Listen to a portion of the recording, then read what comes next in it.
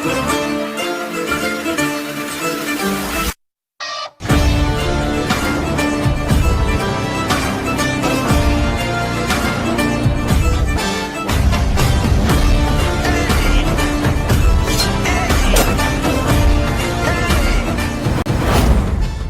guys, welcome to Muppadai Training Academy.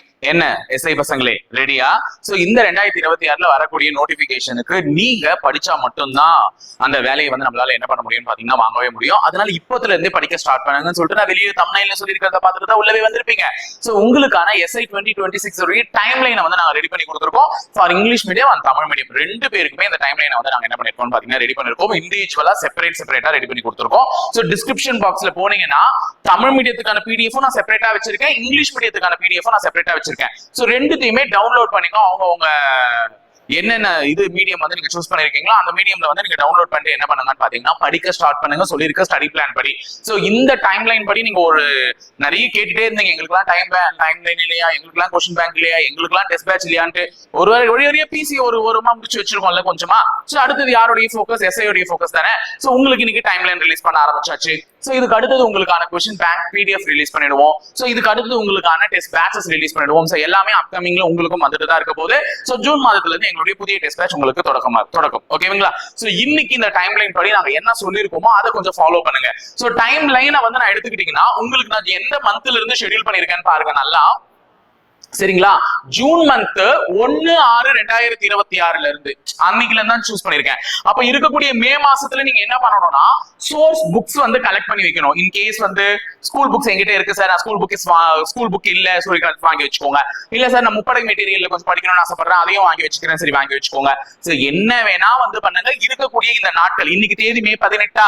So இருக்கக்கூடிய மீதம் இருக்கக்கூடிய நாட்கள் ஆனா அந்த 31 மே 31 வரையும் உனக்கான வேலை என்னவா இருக்கணும்னா இந்த எஸ்ஐ தேர்வை கிளியர் பண்ணணும் அப்படின்னு நினைச்சனா நீ முயற்சி எடுக்காம எந்த ஒரு ஸ்டெப்பும் நீ எடுக்காம எதுவுமே என்ன பண்ண போறது இல்ல, மாற போறது இல்ல. அப்ப நீ இந்த ஸ்கூல் புக் சோர்ஸும் அதே நேரத்துல மெட்டீரியல் முப்படை மெட்டீரியலையும் வாங்கி வச்சுக்கோங்க. சரியா? சோ நான் எழுதி இருக்கிறதே உங்களுக்கு அந்த மாதிரி தான் எழுதியிருப்பேன். இந்த டைம் லைனை நான் ஃப்ரேம் பண்ணிருக்கிறதே உனக்கு ஜூன் மாதம் வரக்கூடிய 1ஆம் தேதி வந்து இந்த ப்ரிப்பரேஷனுக்கான டைம் வந்து தொடங்குற மாதிரி தான் வச்சிருப்பேன். அப்ப நீ என்னென்ன டாபிக் எல்லாம் படிக்கணும், நான் வந்து டாபிக் வைஸ் மூவ் ஆன் ஆயிருக்கேன். இந்த டாபிக் வைஸ் நான் எதுக்காக மூவ் ஆன் ஆனேன்னு பார்த்தேன்னா இதை படிக்கிறதுக்கு உங்களுக்கு வந்து கவர் ஆகிறதுக்கு கரெக்டா இருக்கும். அது மட்டும் இல்லாமல் ஒரே ஏரியா ஹிஸ்டரியை படிச்சு முதல்ல முடிச்சு வச்சுட்டு அடுத்தது பாலிட்டி பத்தி மொத்தமா முடிச்சு வச்சுட்டு ஜியாகிரபி படிச்சு மொத்தமா முடிச்சு வச்சுட்டு இந்த கதைக்கே நான் வரல. ஏன்னா நீ என்ன பண்ணுவ, ஹிஸ்டரியை படிச்சு முடிச்சு வச்சுட்டேன்னு வச்சுக்கோ, அடுத்து பிசிக்ஸ் கெமிஸ்ட்ரி எல்லாம் படிச்சுட்டு ஹிஸ்டரியில இவங்களை பத்தி கேட்டா நீ என்ன சொல்லுவ, கஜினி முகமதா, கஜினி ரேணுகா, சூர்யாவா கஜினியா இல்ல அந்த கஜினியா அப்படின்னு என்னையே கொஸ்டின் பண்ணுவேன். எனக்கு உன்னை பத்தி தெரியாதா? நீ கஜினி 15 நிமிஷத்துல சூர்யா மறப்பாருன்னா நீ 10 நிமிஷத்துலயே மறந்துடுவ. அதனாலதான் நான் என்ன சொல்றேன், இந்த மாதிரி எல்லாம் வைக்காம நான் எல்லாமே கலந்து தான் கொடுத்துருக்கேன். உனக்கு கடைசி வரையும் ஒரு சப்ஜெக்டினுடைய டச் வந்து என்ன ஆயிட்டே இருக்கும், இருந்துகிட்டே இருக்கும். அப்பதான் நீ திருப்பி போய் அகைன் ஒரு பிசிக்ஸ் எடுக்கும் போது அன்னைக்கு இந்த பிசிக்ஸ்ல ஒரு கொஸ்டின் பார்த்தோம்ல டக்குன்னு மறக்கிற மாதிரி இருக்குன்னு உடனே ரிவைஸ் பண்ணுவேன். சோ அதுக்காக தான் நான் எல்லாத்தையுமே ஃபர்ஸ்ட் ஒரு டாபிக் அடுத்தது ஒரு டாபிக் மிங்கிள் பண்ணி வச்சிருக்கேன். ஃபர்ஸ்ட் ஹிஸ்டரியில இருந்து எடுத்துக்கிட்டீங்கன்னா சிந்து சமவெளி நாகரிகம், இந்துஸ் வேலி சிவிலைசேஷன், அடுத்தது புத்தம் மற்றும் சமணம், புத்திசம்லாம் இருக்கும்ல, அடுத்தது குப்தர்கள். சோ இது எல்லாம் ஸ்கூல் புக். ஓகேங்களா? ஸ்கூல் புக்கான எஸ்சிஆர்டி புக்னு சொல்லுவோம்ல, நம்மளுடைய பள்ளி பாட புத்தகத்துல எந்தெந்த பாட புத்தகத்துல இதெல்லாம் உனக்கு கவர் ஆயிருக்கு, இன்க்ளூடிங் 11th and 12th சேர்த்து தான் நான் மென்ஷன் பண்ணி கொடுத்துருக்கேன். புரியுதுங்களா? 6th ஸ்டாண்டர்டா இருந்தா எங்க படிக்கணும், 9th இருந்தா எங்க படிக்கணும், அதே டாபிக் 11th போய் எதை படிச்சு முடிச்சா பரவாயில்ல. சரிங்களா? அதே மாதிரி என்கிட்ட முப்படை மெட்டீரியல் இருக்கு அப்படின்னா முப்படை மெட்டீரியல்ல என்னென்ன பேஜ் நம்பர்ஸ்ல நீங்க இந்த டாபிக்ஸ் வந்து கவர் பண்ணணும் அப்படின்றதான் இங்க உனக்கு கொடுத்துருக்கேன். சோ முப்படை எடிஷன்லயுமே ஓல்ட் எடிஷன்லயுமே இது வந்து நான் கொடுத்துருக்கோம். என்னென்ன பேஜ் நம்பர்ஸ்ல இந்த டாபிக்ஸ் வந்து ஃபுல்லா கவர் ஆகும். அதே நேரத்துல பேக் டு ஸ்டடின்னு சொல்லிட்டு ஸ்கூல் புக்ஸ்ல வந்து எங்கெல்லாம் படிக்கணும் அப்படின்றத உனக்கு தெளிவா கொடுத்துருக்கேன். சோ இந்த டைம் லைன்ல நீங்க போனீங்க அப்படின்னா இந்த டைம் லைனே உனக்கு கைட் பண்ண ஆரம்பிக்கும். சோ என்ன படிக்கலாம் எதை முடிக்கலாம் அப்படின்னு சொல்லிட்டு. சோ அடுத்தது ஹிஸ்டரிக்கு அடுத்தது நான் பிசிக்ஸ் எடுத்திருக்கேன். ஒரு அறிவியல் ஒரு சமூக அறிவியல் அந்த மாதிரி படிச்சாதான் உங்களுக்குமே கொஞ்சம் கரெக்டா இருக்கும். சோ பிசிக்ஸ்ல வந்து ரொம்ப இல்ல 3 டாபிக். சோ ஆனா அதுக்கான டைம் பீரியட் நான் கொடுத்துருக்கேன் பாருங்க. ஏன்னா நம்ம அதை மட்டும் தானே படிக்க போறோம். அதனாலதான் நான் வேற எதுவுமே படிக்கிறது இல்லைன்றதுனாலதான் 5 நாள் கிட்டத்தட்ட 6 நாளே கொடுத்துருக்கேன். சரிங்களா?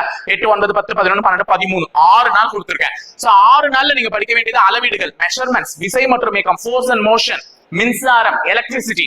சோ இந்த 3 டாபிக்க நீங்க ஸ்கூல் புக்ஸா இருந்தா இதெல்லாம் கவர் பண்ணி முடிக்கலாம். முப்படை மெட்டீரியலா இருந்தா இதெல்லாம் கவர் பண்ணி முடிக்கலாம். நான் முப்படை மெட்டீரியல்ல ஸ்கூல் புக்ல இருக்கக்கூடிய கண்டென்ட் தான் இருக்கும், ஆனா கம்மியான பேஜஸ்ல இருக்கும். ஆனா நீ ஸ்கூல் புக்ல படிக்கும் போது ஒரு தெளிவு கிடைக்கும்.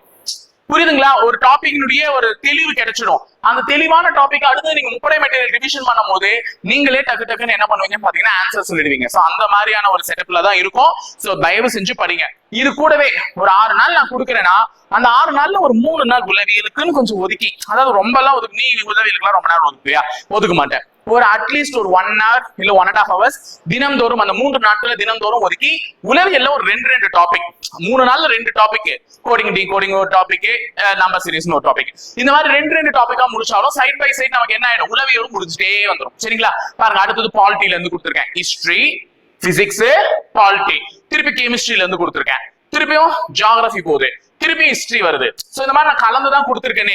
சோ நீங்க இதை படிக்கும் போதே உங்களுக்கு வந்து ஓரளவுக்கு இந்த டைம் லைன் வந்து ஹெல்ப் பண்ணும். சோ டைம் லைனா அதுக்கு ஏத்த மாதிரி தான் மென்ஷன் பண்ணி கொடுத்துருக்கேன். சோ டைம் லைனை படிக்கும் போதே எதெல்லாம் படிக்கணும், எப்படி எல்லாம் படிக்கணும்ன்றத உங்களுக்கு கைட் பண்ணிடும் இந்த டைம் லைன். சோ இதை பேஸ் பண்ணியே நான் உனக்கு டெஸ்ட்டுக்கான கொஸ்டின் பேங்க் பிடிஎஃப் நான் ரிலீஸ் பண்ணிடுவேன். அப்போ ஒரு டாபிக் நீ படிச்சு ரொம்ப தெளிவா இருந்தனா அந்த கொஸ்டின் பேங்க் பிடிஎஃப் நீ டவுன்லோட் பண்ணி டெஸ்ட் எழுதும் போது எப்படி பிசி மாணவர்களுக்கு கொடுத்தோம் அந்த மாதிரி உனக்கு ஆன்சர்ஸோட ஒரு போல் பண்ணி ஒரு காப்பியும் போல் பண்ணாம இருக்குது. அப்ப டெஸ்ட் எழுதிட்டு திருப்பி அதை செக்கும் பண்ணிக்கலாம், ரீசெக்கும் பண்ணிக்கலாம், படிக்கிறதுக்கும் ரொம்ப சுலபமா இருக்கும். சோ கொஸ்டின் பேங்க் பிடிஎஃப் நான் ரெடி பண்ணிட்டே இருக்கேன், அதுவுமே கிடைச்சிடும். சோ மறக்காம இந்த டைம் லைனை என்ன பண்ணுங்கன்னு பாத்தீங்கன்னா டவுன்லோட் பண்ணி வச்சுக்கோங்க. சோ டைம் லைன்ன்றது உன்னை வரக்கூடிய நவம்பர் மாதம் வரக்கூடிய இந்த சார்பாய்வாளர் தேர்வுக்கு உன்னை தயார்படுத்தி கொண்டு போகக்கூடியது. சோ ஜூன் மாசத்துல ஆரம்பிக்கக்கூடிய இந்த டைம் லைனை நான் முடிச்சிருக்கிறது எந்த மாசம் பாத்தீங்கன்னா நீங்களே ஆச்சரியப்படுவீங்க. உங்களுக்கு அவ்வளோ டைம் கொடுத்து நான் முடிச்சிருக்கிறது வந்து பாத்தீங்கன்னா நவம்பர் மாதம் தான். நவம்பர் மாதம் நோட்டிபிகேஷனே வருதுன்னு சொல்றீங்களே சார், அப்பதான் முடிச்சிருக்கீங்களேனா? ஆமாங்க, நவம்பருக்குள்ள நீ இதுல இருக்கிறதெல்லாம் நாங்க சொன்ன மாதிரி நீங்க பொறுமையா படிச்சீங்கன்னா கிட்டத்தட்ட 80% இருந்து 85% நீங்க ஒரு தேர்வுக்கு தயாராயிட்டீங்கன்னு அர்த்தம்.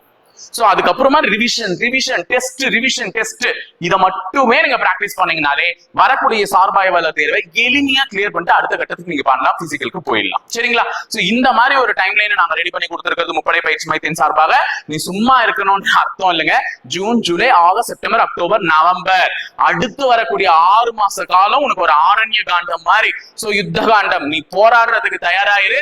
கண்டிப்பா அந்த வேலை அந்த 2026 சார்பாய்வாளருக்கான நோட்டிபிகேஷன் வரும்போது அந்த வேலையை நான் ஜெயிக்கிறேன் அப்படின்னு நீ காலரை நிமித்தி விட்டு அந்த நோட்டிபிகேஷன் வரும்போது நீ அதை ஃபேஸ் பண்ணணும். அப்போ போயிட்டு கையை நடுங்கிட்டு ஐயோ இந்த நோட்டிபிகேஷன் என்ன படிக்கிறதுன்னு தெரியல, எப்படி படிக்கிறதுன்னு தெரியலன்னு சொல்லிட்டு புலம்புறதுல ஒரு அர்த்தமும் இல்ல. சோ இன்னைக்கு கஷ்டப்படலைன்னா அடுத்து வரக்கூடிய 60 ஆண்டு காலம் நமக்கு கஷ்டம் தான். சோ 6 மாச கஷ்டம் பெருசா, 60 ஆண்டு கால கஷ்டம் பெருசான்றத முடிவு பண்ணிக்கிட்டு படிக்கிறதுக்கான வர்க்க பாருங்க. கண்டிப்பா நிறைய விஷயத்தை அடுத்தடுத்து நாங்க செய்யறதுக்கு காத்துட்டே இருக்கோம். So test batch on the way, அதே மாதிரி question bank PDF on the way for SI examinations. ஓகேங்களா? சோ இணைந்திருங்கள், தொடர்ந்து பயணிப்போம் முப்படை பயிற்சி மையத்தோட. நன்றி, வணக்கம்.